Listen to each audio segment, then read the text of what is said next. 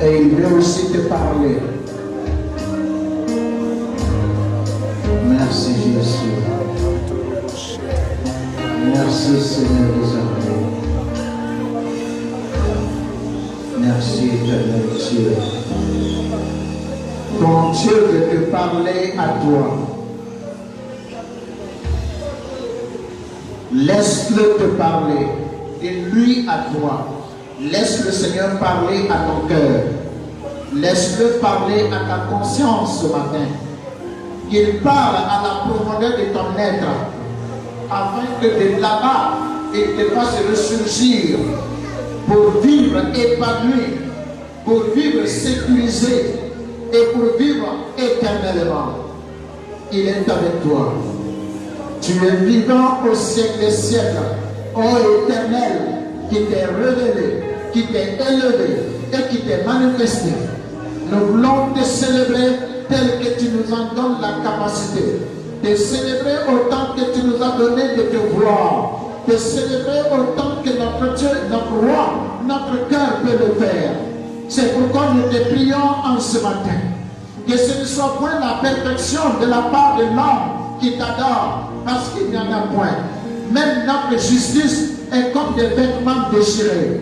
Alors nous voulons nous appuyer sur la perfection qui vient du sacrifice et du ministère de Jésus-Christ, qui vient de sa personne, mon Dieu, de sa vie sur terre et de son sacrifice accompli, qui vient de l'Esprit du Seigneur. Et Seigneur, nous voulons ajouter à cette perfection de Jésus-Christ la perfection de notre volonté. Ce qui signifie que nous pouvons être faibles. Nous pouvons même arriver, mon Dieu, à tomber, mais notre volonté reste, mon Dieu, de t'aimer, de t'appartenir, de t'obéir, de te servir, de te glorifier et de vivre éternellement dans ton sein. Jésus, que cette volonté en nous demeure, qu'elle resplendisse et que tu l'honores afin que tu nous prennes ici à toi. Merci. Merci pour chacun de nous ce matin. Donne-nous de te rendre un culte spécial, un culte agréable, un culte honorable. De ce Seigneur, que nous puissions te donner, te rendre tout ce qui fait de toi Dieu, Père, Seigneur, Roi, Berger, Maître absolu et conducteur de nos vies. Nous voulons aussi recevoir de toi tout ce qui est vertu, tout ce qui est providence, tout ce qui est assistance, tout ce qui est qualification et tout ce qui est intimité. Merci, merci, merci parce que tu nous as exaucés. Dans le nom de Jésus, ton ennemi s'éteint, tes adversaires sont brisés. Car notre Dieu, tu es la pierre angulaire. Celui qui tombe sur cette pierre se brise et celui sur qui elle tombe s'écrase. Alors aujourd'hui, tout ennemi, tout adversaire de ton plan, de ta volonté est écrasé au nom de Jésus. Ces œuvres sont écrasées au nom de Jésus. Ces initiatives sont abortées au nom de Jésus. Ces entreprises sont s'enfuies au nom de Jésus. Ces complots sont déjoués au nom de Jésus. Ces portraits sont reversés au nom de Jésus. Son nom est jeté dans la boue au nom de Jésus. Il est lui-même renversé, enterré au nom de Jésus. Merci éternel Dieu, parce que tu es glorieux et puissant dans le nom de Jésus. Alléluia. Alléluia. Gloire à Jésus. Alléluia. Gloire au Seigneur. Alléluia. On peut s'asseoir dans la grâce de Dieu.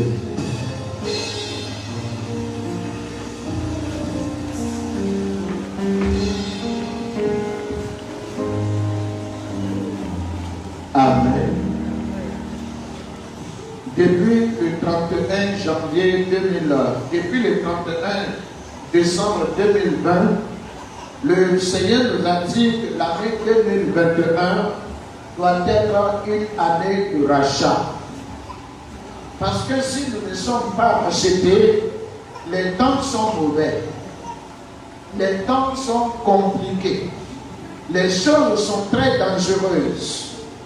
Cette vie n'est pas en sécurité. Cette vie ne peut pas forcément prospérer d'elle-même. C'est comme une plante qui est sur une terre desséchée. La vie de la plante est menacée. Elle n'a pas de force, elle n'a pas de soutien et elle risque de sécher. C'est comme ça la vie de chacun de nous. Et malheureusement, si notre vie n'est pas rachetée, non seulement ici elle est menacée, elle est exposée à être détruite, mais après cette vie sur cette terre, notre âme, notre existence va tomber dans un malheur sans solution, dans une souffrance, dans une détresse qui ne sera jamais guérie, dont on ne sera point guéri. Je ne souhaite point, même pas à mon ennemi, de tomber dans la malédiction de Dieu, où Dieu lui-même t'a maudit et t'a renvoyé à l'enfer. Alors si je ne peux pas le souhaiter à mon ennemi, ce qui signifie que moi-même je ne le veux pas. Je ne peux pas voir cela. Frère, sœur, ne t'appuie pas sur cette vie en ce moment. Ne mets pas tous tes œufs dans le même panier. Qu'est-ce que je veux dire? Si tu as fondé tout ton espoir sur le fait que les choses vont changer, sur le fait que les gens vont comprendre, sur le fait que les situations vont changer, la condition de la vie en Côte d'Ivoire va changer, en Afrique ça va changer, en Europe ça va changer, en Amérique ça va changer, tu seras déçu. Parce que rien ne va changer. Les choses vont de mal en pire. Mais toi, tu as besoin d'être dans la main de Dieu. Tu dois appartenir à Dieu. C'est pourquoi le Seigneur a pris la peine de te dire que lui, il t'a racheté. Il faut que toi, tu vives ce rachat.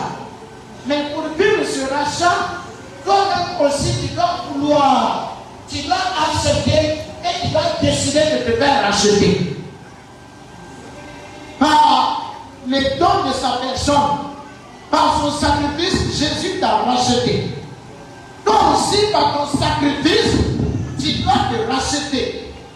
Par l'effort que tu fais pour vivre selon le sacrifice de Jésus, par l'effort que tu fais pour que la grâce de Dieu soit reconnue dans ta vie, c'est aussi ton sacrifice à toi.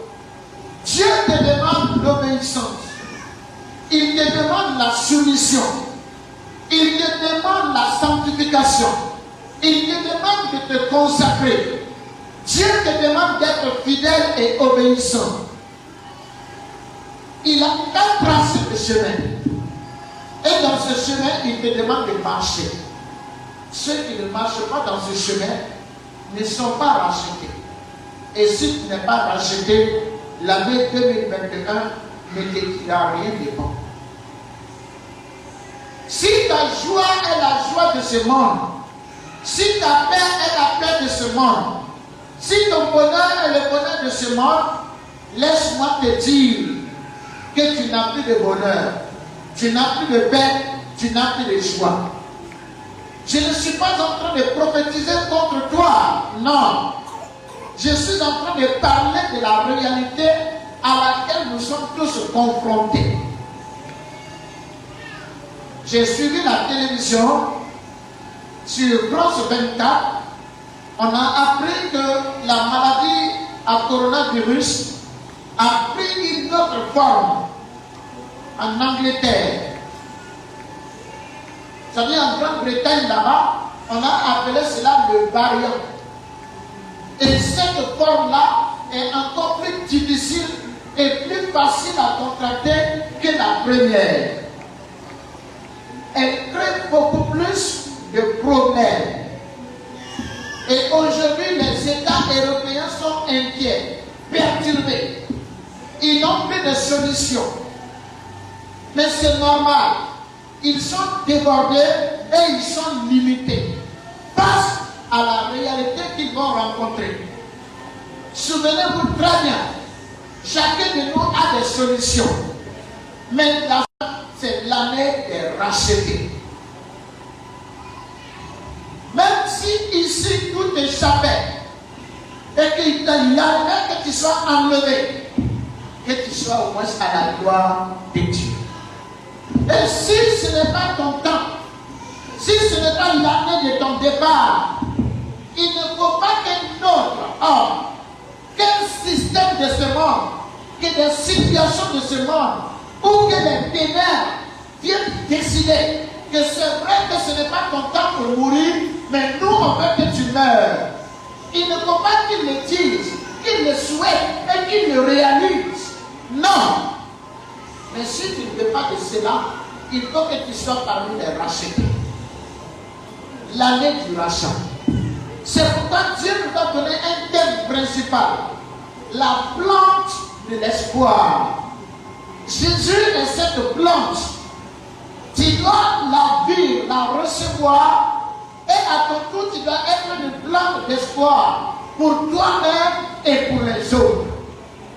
Pour cela, Dieu veut quelque chose. La sanctification. Cette année, il y aura 3 grands thèmes avec lesquels le Seigneur va nous entretenir. Le premier grand thème sera la sanctification. Le deuxième grand thème sera la consécration. Et le troisième grand thème sera l'espérance. Voici donc la nourriture préparée pour nous dans toute l'année 2021. Il faut dire à ton voisin, dire à ta voisine, le repas est servi. Il est à la table. Alors toi aussi, passe à table. Le repas est servi. Il est sur la table. Alors toi aussi, passe à table. Il ne faut pas rater un seul aliment de tout ce qui sera servi cette année. Tu en as vraiment besoin. La sanctification. Durant la période où nous allons étudier, Dieu va nous parler de la sanctification. Il va nous donner 2 sous-thèmes importants. Le premier sous-thème est sanctifié par Dieu. Et le deuxième, c'est sanctifié pour Dieu. Nous en avons besoin. Alors nous sommes maintenant sanctifiés par Dieu. C'est pourquoi le thème de ce dimanche, c'est saisi par le Seigneur. Un homme saisi par le Seigneur. Une femme saisie par le Seigneur. L'apôtre Paul saisi par le Seigneur. Le frère Joseph, le frère Romain saisi par le Seigneur. La sœur Madame Dali, la sœur Maman Suzanne saisie par le Seigneur. Chacun de nous saisi par le Seigneur.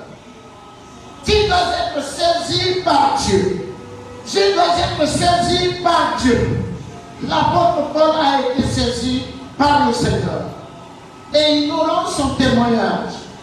Philippiens chapitre 3, les versets 13 au verset 14.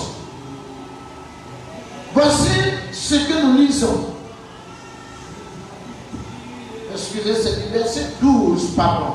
Du verset 12 au verset 14. Ce n'est pas que j'ai déjà remporté le prix ou que j'ai déjà atteint la perfection, mais je cours pour tâcher de le saisir, puisque moi aussi j'ai été saisi par Jésus-Christ.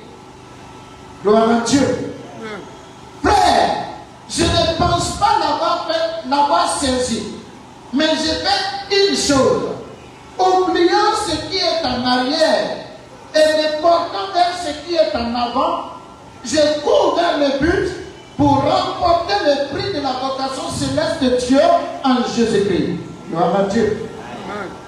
Ce n'est pas que j'ai déjà remporté le prix ou que j'ai déjà atteint la perfection, mais je cours pour tâcher de le saisir, puisque moi aussi j'ai été saisi par Jésus-Christ. Frère, je ne pense pas l'avoir saisi, mais je fais une chose, oubliant ce qui est en arrière et me portant vers ce qui est en avant, je cours vers le but pour remporter de Dieu en Jésus-Christ.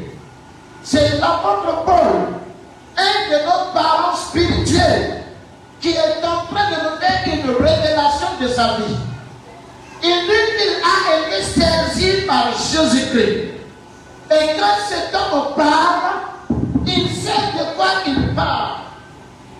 Il a été un homme qui s'est fortement opposé au nom de Jésus-Christ, qui s'est fortement opposé à la foi, à la mort et à la résurrection de Jésus-Christ.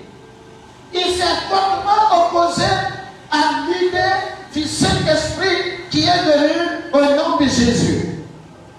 Il s'est fortement opposé au fait qu'on dise qu'il y a un sauveur qui n'est pas militaire, qui n'est pas politicien, qui n'est pas un roi de ce monde.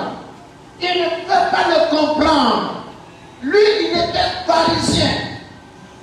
Dans sa doctrine, le sauveur devait montrer certaines qualités de ce monde. Et donc, il ne peut pas supporter qu'on parle de Jésus-Christ comme étant un sauveur, qu'on parle de Jésus-Christ comme quelqu'un qui fait du bien et qui donne à l'humanité une voie nouvelle. Il s'est opposé énormément. Jusqu'au jour où l'apôtre Paul, après la rencontre de Jésus sur la route de Damas, la Bible dit que sa vie a été bouleversée. Et depuis ce jour, il ne respire que par Jésus-Christ. Il ne mange que par Jésus-Christ. Il ne boit que par Jésus-Christ. Il ne vit que par Jésus-Christ. Et il ne meurt que par Jésus-Christ. Tout en lui a été donné à Jésus-Christ.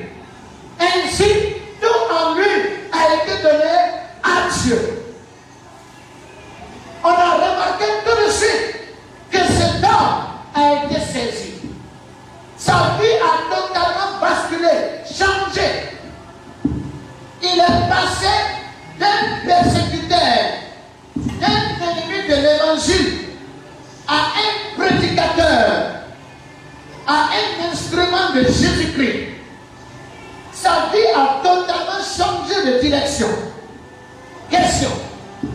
Est-ce que tu es saisi? Est-ce que je suis saisi? Parce que quand quelqu'un est saisi, on sent un bouleversement total. Sa vie change totalement d'orientation. Entre le monde et Dieu, il n'y a pas un autre monde. Il n'y a pas le juste milieu. On ne dit pas, je ne suis pas trop spirituel. On ne dit pas non plus, je ne suis pas trop charnel. Il n'y a pas de demi-mesure. Celui qui est saisi, il est automatiquement transformé. Celui qui n'est pas saisi, il n'est jamais transformé. C'est à eux qu'on l'on donne cet adage. Le bout de bois a beau durer dans l'eau, il ne deviendra jamais un caïman. Tant que tu n'es pas saisi, il n'y aura pas de changement. Cet homme a été saisi et ça a changé sa vie. Vous savez, quand les gens ne sont pas saisis, il y a en eux ce qu'on appelle des pensées de contestation. Quand ils pensent, c'est pour se plaindre contre Dieu, ou c'est pour nier l'autorité de Dieu, c'est pour nier le fait que Dieu est bon, c'est pour nier le fait que Dieu existe. Ça, c'est la pensée de la contestation. Ils ont une mentalité de rébellion. C'est toujours dans leur cœur des questions. Pourquoi Dieu a fait ça? Pourquoi Dieu a permis ça? Pourquoi Dieu fait ça comme ça? Pourquoi Dieu fait ça comme ça? Ce n'est pas normal. Dieu ne devrait pas faire ça comme ça. Dieu ne devrait pas réagir comme ça. Dieu ne devrait pas se comporter de cette manière. Ce sont des personnes qui ne sont pas saisies. Ils ont amené la mentalité de la rébellion. Ils préfèrent aller trouver leur solution ailleurs parce qu'ils ne comprennent pas la manière de faire de Dieu. Ils peuvent régler ça, mais pourquoi ils ne règlent pas sur place? Ils peuvent faire ça, mais pourquoi c'est comme ça? Il y a telle situation, mais pourquoi c'est ainsi? C'est cette mentalité rébellion qui a détruit la vie de Caïn. On dit que Caïn est allé faire des offrandes à Dieu.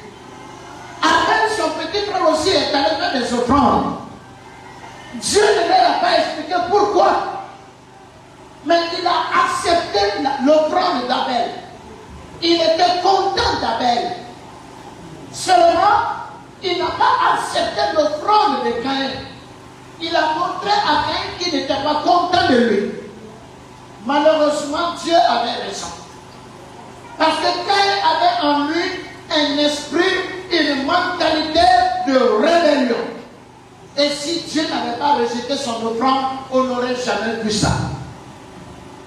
Quand l'offrande de Caïn a été rejetée, que Caïn n'a pas été approuvé, voilà ce qu'il a fait. On dit qu'il s'est irrité, il s'est énervé. Et il a commencé à s'en prendre à son petit frère. Malgré que Dieu l'a mis en garde, Caïn ne considérait plus Dieu. Il a tué son petit frère.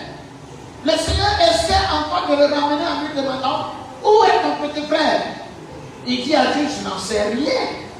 Est-ce que tu m'as établi comme gardien de mon petit frère? L'esprit de la rébellion. Caïn a dit dans son cœur, pourquoi Dieu rejette mon offrande et il accepte l'offrande d'Abel? Pourquoi? Mais ce n'était pas la question que Caïn devait poser. La question qu'il devait poser, c'est Seigneur, comment je peux faire pour que tu acceptes mon offrande? L'humilité. Ceux qui ne sont pas saisis de Dieu sont orgueilleux et rebelles. Ils peuvent être en train de prononcer le nom de Dieu, le nom de Jésus. Ils peuvent prier des heures et des heures, des jours et des jours, des semaines, des mois et des années. Mais tant qu'ils ne sont pas saisis, ils sont rebelles vis-à-vis de Dieu. Ils veulent que Dieu suive leur voie. Ils veulent que Dieu fasse ce qu'ils veulent. Ils ne veulent pas faire ce que Dieu décide. Ils ne veulent pas faire ce que le Seigneur choisit. Et c'est ça le problème. À partir de là, si tu te poses la question, est-ce que tu peux répondre en disant oui, je suis saisi? Ou bien tu es obligé de dire non, je ne crois pas que je sois saisi. Ceux qui ne sont pas saisis, ce sont des personnes qui ne sont pas concentrées. Ils n'ont pas un but clair dans leur existence. C'est ce qu'ils trouvent qu'ils vivent. C'est ce qu'ils trouvent qu'ils font. C'est ce qui vient à eux qu'ils prennent. Ils ne cherchent pas à savoir avec ça qui je deviens. Est-ce que je suis en faveur de Dieu ou bien je suis éloigné de sa présence? Comment je suis au regard du Seigneur? Ça ne l'intéresse pas. C'est les gens de mangeons et buvons, car demain nous mourrons. Ça veut dire, c'est le temps de vivre. La vie est trop courte pour la laisser passer. Maintenant, vivons! Vivons! Ça, c'est ceux qui ne sont pas saisis. Mais Dieu veut que tu sois saisi. Et ça, c'est important. Le Seigneur te saisit. C'est pour cela qu'il commence par te désigner, par te choisir. Il met les doigts sur toi. Dans Genèse chapitre 1 au verset 26, la Bible dit Dieu a fini de créer beaucoup de choses. Il a créé la nature. Dans la nature, on a la végétation, les animaux, on a le règne minéral tel que l'eau, on a la terre, beaucoup de choses qui ont été créées. Quand Dieu a fini de créer tout ça, il a organisé la terre. Il a choisi le quartier Éden. Et à l'est du jardin d'Éden, il a créé là-bas un jardin. Maintenant, écoutez le Seigneur qui parle. Il dit, faisons l'homme à notre image. Créons encore. Tu n'existais pas encore. Mais le Seigneur t'avait désigné, il t'avait choisi pour que tu sois différent de tout le reste de sa création. Il t'avait désigné pour que toi tu sois la seule créature qui lui ressemble. Que tu sois la seule créature qui soit à son image. L'être humain avait été désigné par le Seigneur. Il avait été choisi comme celui que Dieu voulait saisir. C'est pourquoi tu es différent. Tu es différent du peuple qui est plus fort que toi. Tu es différent de l'éléphant qui est plus puissant que toi. Tu es différent de la mer qui est beaucoup plus puissante que toi. Tu es différent de la baleine, du requin. Tu es différent de ces animaux qui sont si puissants et grands. Tu es différent de tous. Parce que tu as été désigné. Et donc Dieu a désigné l'homme. Il a voulu de l'homme dans son sein. Il a pris l'homme et il l'a mis dans le jardin d'Éden, qui était considéré comme le sein de Dieu. Là où tout se passe comme prévu. Je ne sais pas si vous avez vu souvent ce qu'on appelle les problèmes de ventre. Il y a des gens qui ne contrôlent pas leur ventre. Il a mangé tout le jour, vous êtes assis, il va aller aux toilettes 3 fois. Il ne peut pas contrôler son rythme d'évacuation. Que ce soit les selles, que ce soit les urines, c'est comme ça. Pourquoi? C'est son intérieur qui a un problème. Il y a des gens, quand vous êtes assis, vous entendez.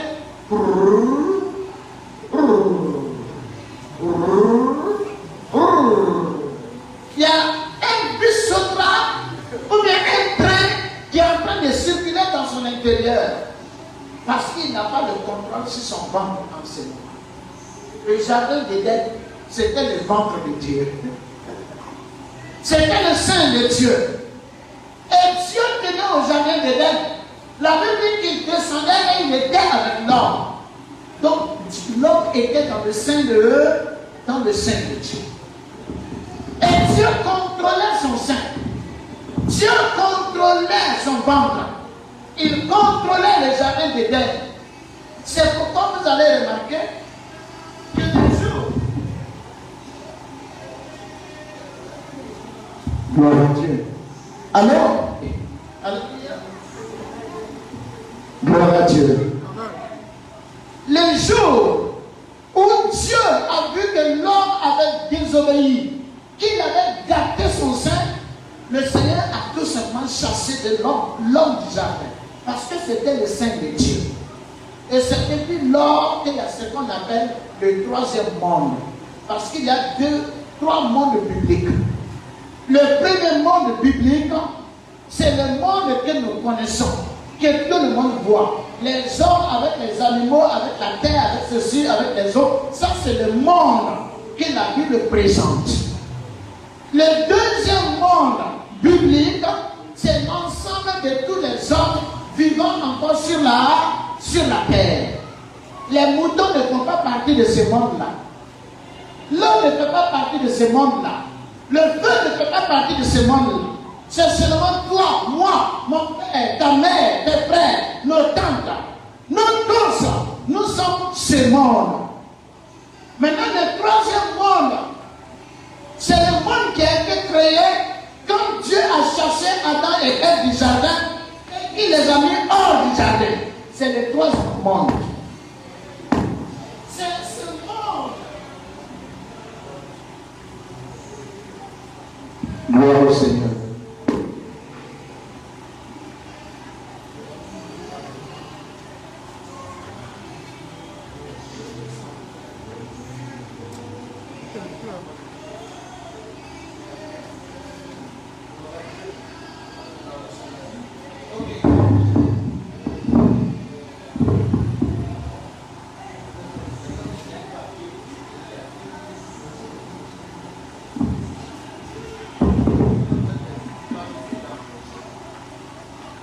Gloire à Dieu. Donc je disais que le troisième monde, C'est celui qui a été créé quand Adam et Ève ont quitté le sein de Dieu. Ils se sont retrouvés dans le monde. Et ce monde, c'est lorsque toi, qui es là comme un être humain, tu vis ta vie sans tenir compte de Dieu dans ta vie. Ce que tu fais, c'est en rapport avec toi, peut-être avec quelqu'un selon que tu l'apprécies ou tu ne l'apprécies pas. C'est les coutumes et les traditions que tu t'es fixées toi-même. La loi que les hommes se sont donnée eux-mêmes. C'est ça qu'on appelle le monde. On a éloigné Dieu. On a rejeté Dieu. On vit loin de Dieu. C'est cette vie qu'on appelle le monde. Et depuis lors, c'est cette vie-là qui occupe tout le monde. Les gens vivent comme ils l'entendent. C'est ce qui s'est passé jusqu'à ce qu'au temps de Noé, la Bible dit que les jeunes filles ont pris des esprits maléfiques. La Bible dit les filles de Dieu, en parlant de certains anges qui étaient tombés, ils ont vu que les filles des hommes étaient belles. Ils sont venus vers les filles des hommes et ils ont fait des enfants avec eux. C'est là que les géants étaient sur la terre. Et à partir de ce moment, la Bible déclare que l'homme est devenu très, très méchant. Toute la pensée de l'homme va vers le mal. C'est le monde qui se développe jusqu'à devenir les ténèbres. Parce que quand tu quittes l'autorité de Dieu, tu fais ce que tu veux, mais ça ne va pas durer. Après, tu seras obligé de faire ce que Satan veut. L'homme a été créé pour obéir. Je vais vous le dire, si vous ne le savez pas. L'homme a été créé pour adorer et obéir. Même s'il a de l'autorité. C'est pourquoi quand l'homme n'a rien à adorer et à obéir, il va créer quelque chose pour l'adorer. Et s'il n'a rien trouvé, il va s'adorer lui-même. Parce que l'homme, c'est un adorateur. Il est là pour obéir, il est là pour adorer. Alors si vous résistez à l'autorité de Dieu, si quelqu'un rejette la pensée du Seigneur, il va finir par adorer ce qui n'est pas Dieu. Et c'est ce qui arrive dans ce monde. Les hommes s'adorent entre eux, ils adorent des coutumes, ils adorent des lois, des traditions qui ne sont pas venues de Dieu, et ils adorent des esprits. C'est comme ça le monde. Et c'est ça le problème. Et c'est ce monde-là qui est menacé. Et c'est ce monde-là qui fait ton problème, qui fait mon problème. Nous sommes dans ce monde et nous allons nous perdre. Et nous allons nous détruire. Et tout va nous surprendre. Le mauvais riche est l'exemple de ce monde. La Bible dit qu'il avait les moyens. Vous voyez ce que le monde fait? Quand quelqu'un a les moyens, avec ces moyens-là, il devient méchant. Avec ses moyens, il devient égoïste. Avec ses moyens, il devient insensible au bien. Et c'était le cas avec ces mauvais riches. L'argent qu'il avait, il l'utilisait pour manger, pour boire, pour s'habiller. Il l'utilisait pour habiter des grandes maisons.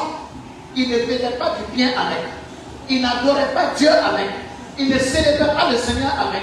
Il pensait que tout se passait bien chaque jour, jusqu'à ce qu'il soit surpris. La Bible dit qu'il est mort et il a été enseigné petit. On dit pendant qu'il est dans le séjour des morts, le troisième monde se termine toujours par l'enfer. Et l'avant-dernière partie, c'est le séjour des morts. Qu'est-ce que c'est que le séjour des morts? C'est là où tous ceux qui sont condamnés doivent attendre avant le jugement pour retrouver leur place exacte dans l'enfer. Mais déjà dans le séjour des morts, c'est le signe que tu es condamné. Tu es déjà souffrant. Je ne sais pas pour... Nous avons souvent des autorités parmi nous. Il y a ce qu'on appelle les gardes à vue. Et il y a ce qu'on appelle les incarcérations. Si je ne me trompe pas, hein? Voilà. Les gardes à vue, ça on te garde là-bas en attendant. Ça veut dire que le résultat n'est pas définitif. On ne sait pas si tu es coupable ou non, on va t'enlever ou on peut t'envoyer ailleurs. Maintenant, l'incarcération, ça montre que tu as déjà été déclaré coupable. Il y a un nombre d'années d'emprisonnement avec une prison précise. Là, on t'envoie là-bas. La prison représente l'enfer. Le commissariat ou la gendarmerie où tu es gardé à vue, c'est le séjour des morts. Alléluia. Alors si on devait faire le dessin du monde, vous allez voir qu'on fait une fleur en haut, ça c'est agréable. Ça commence à se réduire. Et après ça devient des piquants. Ça c'est le séjour des morts. Et après ça maintenant, ça devient des pointes enflammées, des pointes brûlées. Ça veut dire c'est rouge et c'est piquant. Ça c'est enfer. Voilà comment ce monde se termine. Tous ceux qui vivent selon ce monde, ils vont finir selon la fin que le monde connaît. Le monde commence par la vanité, la rébellion, l'orgueil, la légèreté, la négligence. Et il se termine, il se poursuit par le séjour des morts pour se terminer par l'enfer. C'est ça le problème. La question que je vais te poser, est-ce que tu as choisi d'aller à l'enfer? Est-ce que tu veux aller à l'enfer? Personne ne pourra dire au dernier jour, Seigneur, moi je ne voulais pas venir ici. Non! Dieu te dira au moment de choisir, c'est ça là que tu avais choisi. C'est ça que tu avais choisi. Vous ne trouverez jamais un innocent en enfer. Vous ne trouverez jamais un innocent dans le séjour des morts. Si vous êtes innocent, prouvez-le en choisissant la bonne voie. C'est ça qui prouve que tu es innocent. Mais tu ne peux pas choisir la mauvaise voie et dire que tu es innocent. C'est le jour où tu dois démontrer que tu es innocent. C'est maintenant que tu dois te laisser saisir. C'est maintenant que tu dois te laisser prendre par le Seigneur. Dieu t'a désigné. Il t'a choisi. Il dit, je veux que tu sois avec moi. Au temps de Noé, il a choisi Noé. David dit, je te loue Seigneur, de ce que je suis une créature si merveilleuse. Dieu l'a choisi. Il n'a pas choisi d'abord en tant que David. Il l'a choisi en tant qu'être humain. Regarde, Dieu a fait de toi un homme. Après d'avoir choisi que l'être humain soit celui qui lui ressemble, il a choisi que toi tu sois un être humain. Excuse-moi, ce n'est pas l'homme et la femme que nous connaissons seulement qui ont des mesures de reproduction. Non, les bœufs se reproduisent, les moutons se reproduisent, les insectes se reproduisent. Donc, le fait que tu sois un être humain n'est pas dû seulement à la reproduction. Si c'était le cas, tu pourrais naître bœuf. Tu pourrais naître peut-être une menthe religieuse, une araignée. Tu pourrais naître un vautour. Mais le Seigneur t'a choisi. Il a décidé que tu sois un être humain. Donc l'être humain que lui veut, il veut que toi tu sois cet être humain. Après maintenant que Dieu a choisi que tu sois un être humain, il a choisi que parmi les êtres humains qui le connaissent, qui l'adorent, qui sont pour lui, il choisit que ce soit toi, que tu le connaisses. C'est pourquoi il te donne les moyens pour cela. Il vient jusqu'à toi pour ça. Père, soeur, il y a des naissances que nous avons souvent regrettées. Parce que pour nous, ce sont des erreurs. Mais ces naissances souvent sont planifiées depuis le sein de eux, depuis le sein de Dieu. Elles sont planifiées beaucoup de fois depuis le sein de Dieu. On peut regretter une impudicité, un adultère. Mais quel que soit le péché, réponds-toi du péché. Mais tu ne peux pas regretter un enfant. Une personne qui regrette un enfant est un sorcier. Et Dieu punira les sorciers dans le feu de l'enfer. Dieu ne regrette jamais un enfant. Non. Parce que ça fait de lui un être humain. Et quand il est un être humain, il est dans un plan de Dieu. Maintenant, ce plan-là doit continuer. il ne s'agit pas seulement pour toi d'être un être humain. Non. Tu dois être maintenant un fils, une fille, née selon le plan de Dieu, dans sa pensée. Ça veut dire que tu es né en croyant à la mort de Jésus-Christ à la croix. En acceptant le pardon, c'est-à-dire le fait qu'il a pris tes péchés, qu'il est mort pour que toi aussi tu ne sois plus condamné. Et en acceptant qu'avec lui tu commences une nouvelle vie. Dieu a choisi aussi ce plan pour toi et pour moi. Je ne peux pas aller à la hâte ce matin. Je sais que nous avons pris déjà beaucoup de temps. Mais je veux que tu comprennes quelque chose. Frère, soeur, le Seigneur a un plan pour toi. Il veut que tu sois une personne spéciale. Que je sois une personne spéciale. Une personne qui a de la valeur à ses yeux. C'est pourquoi la Bible dit qu'il t'a saisi. L'apôtre Paul dit il m'a saisi. Alors parlons de cela. Comment est-ce que Dieu saisit une personne? Comment Dieu te saisit? Dans 1 Corinthiens au chapitre 15, l'apôtre Paul nous révèle l'un des moyens avec lesquels Dieu saisit aujourd'hui l'humanité. 1 Corinthiens 15. Je lis ceci, les versets 1 et 2.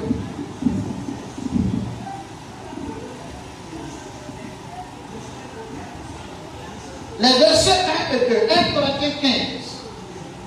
Je vous rappelle, frères, l'évangile que je vous ai annoncé, que vous avez reçu, dans lequel vous avez persévéré et par lequel vous êtes sauvés, si vous le retenez tel que je vous l'ai annoncé. Autrement, vous auriez cru en vain. Alléluia. Comment est-ce que Dieu saisit une personne? Il te saisit par l'évangile qu'on vient d'annoncer, que le Seigneur te donne de connaître. Un homme de Dieu a rendu un témoignage. Il dit qu'il y a un monsieur qui s'est converti tout simplement parce qu'il allait se soulager en bouche. Il travaillait dans le champ, il avait envie d'aller au besoin, et puis il allait s'asseoir dans les broussailles. Mais en allant pour se soulager, il a vu un papier quelque part et il a pris ce papier pour se nettoyer après. Quand il s'est assis, il a ouvert le papier qui était frappé, qui lavé par la pluie. Il a vu quelques phrases. Et ces quelques phrases-là étaient des écritures d'un livre qui parlait du Seigneur Jésus-Christ. Pendant qu'il se soulageait, il lisait, ça l'a tellement marqué qu'il a plié le bout de papier, il l'a mis dans sa poche, il a pris des feuilles, il s'est nettoyé. Quand il s'est levé, il était allé au champ, il a continué à l'église. Le Seigneur l'a saisi.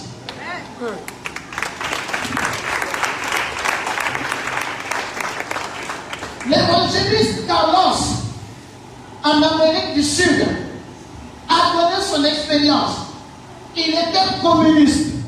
Les communistes sont ceux qui se posent à toute forme de religion et principalement à l'église. Ils ne veulent pas entendre parler de l'église. Et donc lui étant communiste, un jour il est descendu du travail. Il partait à la maison. Et il y a des jeunes qui sont venus vers lui avec des brochures. Ils ont dit, monsieur, voilà, nous vous donnons ces cadeaux, nous vous donnons ceci. Mais c'était en rouge. Et la couleur des communistes, c'est le rouge. Comme c'était en rouge, il a cru que c'est un livret concernant les communistes.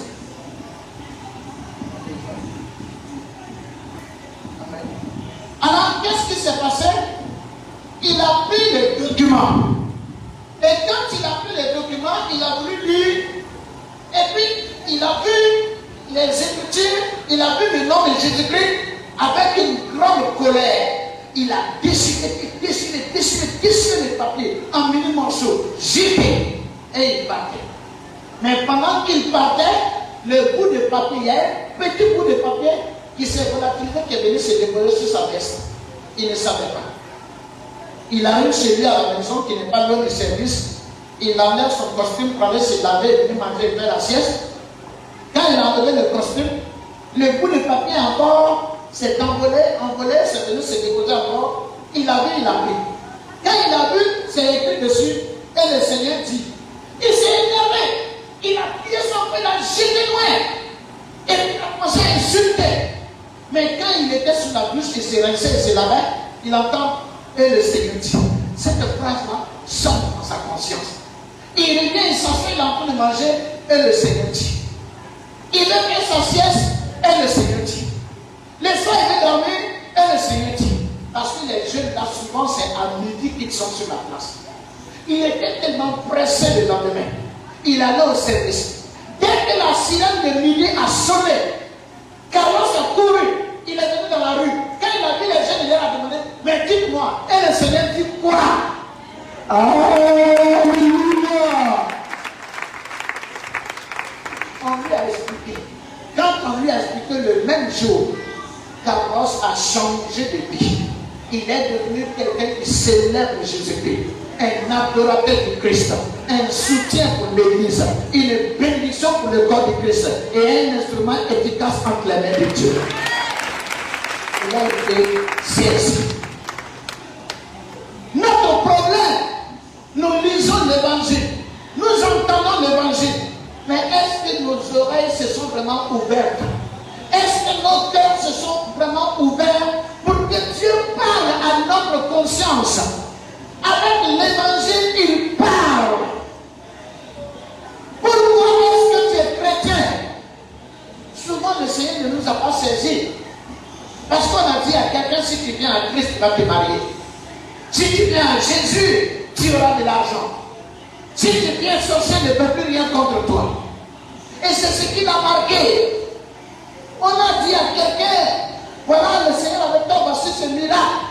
C'est le miracle qui l'a intéressé, mais il n'a pas été saisi. Ça n'a pas parlé au plus profond de lui. Ça ne lui a rien révélé de Dieu. Il n'est pas saisi.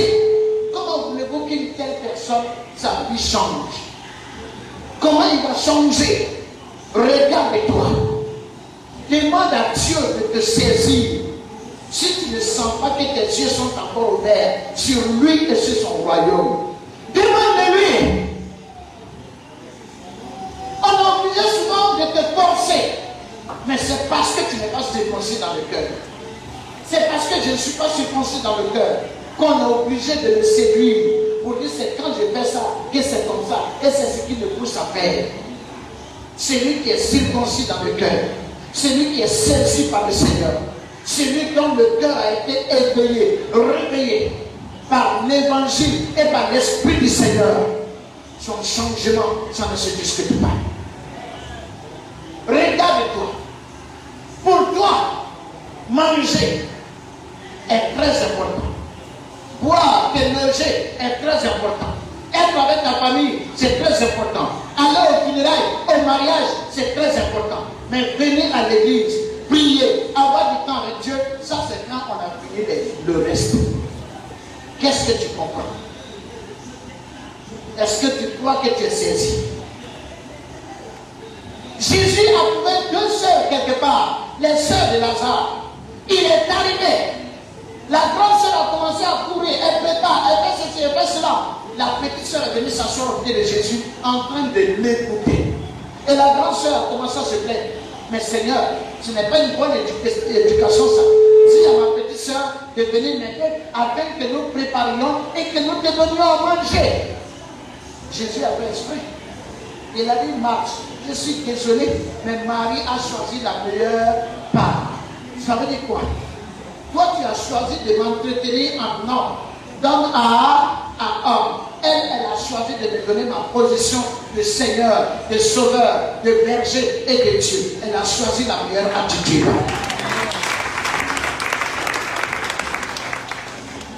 Elle a choisi la meilleure attitude. Est-ce que Marthe, tu m'as demandé ce que tu dois faire d'abord? Est-ce que tu m'as demandé ce que tu dois faire d'abord? Ton éducation est l'éducation des hommes, de la tradition.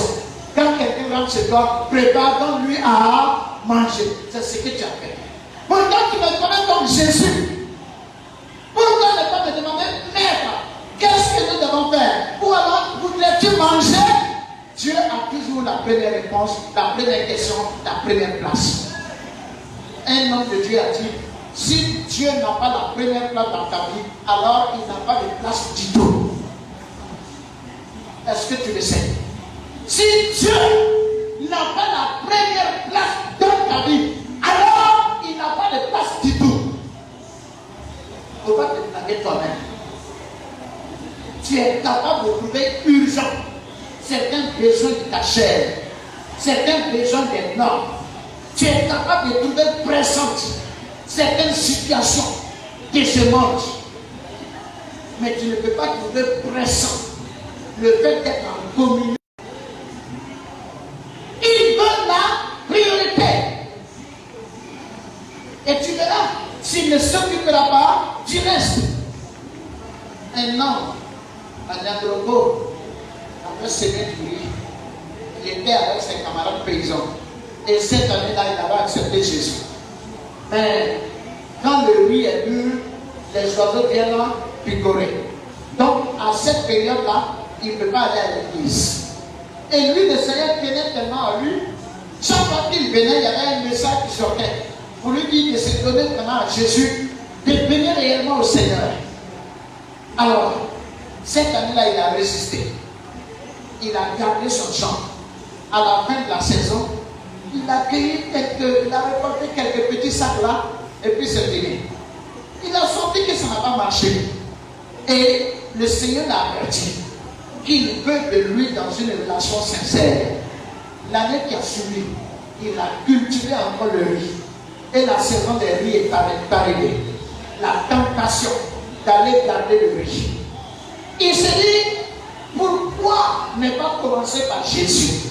Pourquoi ne pas lui demander de garder ce riz-là? Il a dit, Seigneur, moi je vais faire ce que j'ai à faire. Et que toi tu fasses ce que tu as à faire. Il a décidé de venir à l'église. Et ses autres camarades ont commencé à s'en prendre à lui. Toi tu es devenu fou. Tu es rentré dans l'air, alléluia là. Tu es devenu bizarre maintenant. Comment tu as fait tout cet effort? Au moment de récolter, c'est là que tu vas laisser les oiseaux emporter ton sacrifice. Il dit que les oiseaux prennent si Jésus le leur a donné. Ça c'est moi qui me interprète ça comme ça. Mais le monsieur a passé son temps à venir quand il fallait être à l'église. Et à la moisson, à la récolte. Il a fait la plus grande récolte de tous les rizières qui étaient autour. Les gens ont battu son riz. Ils étaient fatigués. Ils ont battu suffisamment. Ceux qui gardaient leur riz n'avaient qu'un peu. Alléluia. La question que je vais te poser, tu acclames pourquoi? C'est ça la vraie question. Est-ce que tu acclames parce qu'il a eu le courage de renoncer à son riz pour Dieu? Ou bien tu acclames parce qu'à la fin son riz s'est multiplié? Parce que beaucoup de fois quand nous écoutons les messages, ce qui nous prenons, c'est ce qui nous tue. Alors quand on donne ce témoignage, on va dire béni soit Jésus, alléluia. Je suis d'accord. Mais il est béni dans quel sens? Ça te fait quoi? Nous tous nous avons acclamé. Maintenant. Mais pourquoi tu as acclamé? Parce que le pourquoi est ce qui fait le message que tu as entendu. Si tu as acclamé parce que le riz de ce monsieur n'a pas été picoré et que ça s'est multiplié, tu as acclamé mais tu n'es pas édifié. Il n'y a eu aucune révélation. Non, tu ne peux pas être saisi parce que tu te lèves encore avec l'idée de riz qui est protégé. Et donc pour toi, Dieu va protéger, Dieu va garder, Dieu va donner, Dieu va ceci. Tu vas passer à côté de l'essentiel, la grâce du renoncement. Seigneur, occupe-toi de ça. Moi, je suis pour toi. Fais de l'Éternel tes délices. Cherche premièrement le royaume de Dieu et sa justice. En es-tu capable que Dieu te bénisse? Et ça, c'est sa parole sur toi. Dans le nom de Jésus. Amen. Alors, est-ce que tu es saisi? Il faut que tu dises à Dieu, je ne peux pas aller à l'enfer. Je ne peux pas être maudit. Moi, je vais t'appartenir. Moi, je vais vivre avec toi. Et je vais être récompensé à la fin de mes jours. Alors saisis-moi, Seigneur. Si tu vas me donner un message pour me saisir, saisis-moi. Si tu vas me donner une vision pour me saisir, saisis-moi. Si c'est un songe pour me saisir, saisis-moi. Si c'est une expérience que je vais faire pour que je sois saisi, saisis-moi. Mais Seigneur, je m'abandonne entre tes mains et je veux que tu me saisisses. Je veux découvrir et changer de mentalité, changer d'attitude. Gloire à Dieu.